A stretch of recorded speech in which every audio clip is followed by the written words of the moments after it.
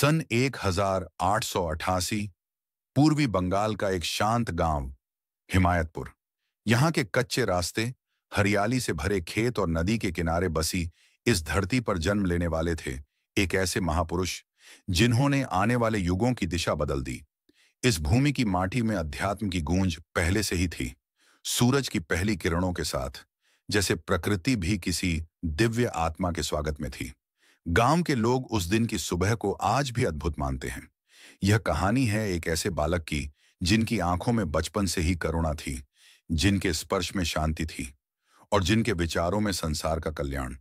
उनका जन्म जैसे एक गूढ़ संकेत था कि कुछ महान घटने वाला है।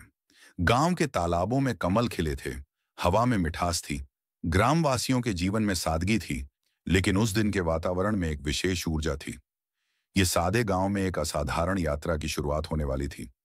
14 सितंबर 1988 को पिता शिवचंद्र चक्रवर्ती और माता मनोमोहिनी देवी के घर जन्म हुआ, एक बालक का जिसे बाद में संसार ने जाना ठाकुर अनुकूल चंद्र के नाम से।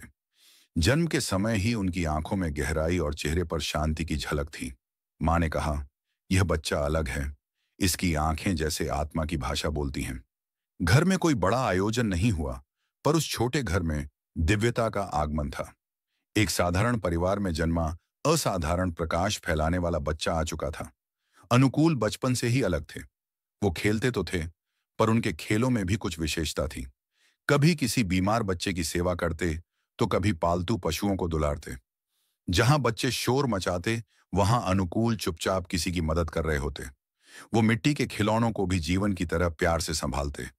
उनके चेहरे की मुस्कान हर किसी के दिल को छू जाती थी। कई बार अनुकूल अकेले पेड़ के नीचे बैठकर ध्यान में लीन हो जाते। उनके चेहरे पर एक दिव्य आभा होती, ऐसा लगता जैसे आत्मा परमात्मा से बात कर रही हो। कभी कभी वो अपने आप से बात करते, जैसे किसी अदृश्य शक्ति से संवाद कर रहे हों। उनकी उम्र छोटी थी, लेकिन उनकी दृष्टि बहुत बड़ी लगती थी। गांव के बुजुर्ग भी उन्हें देखकर आश्चर्यचकित रहते।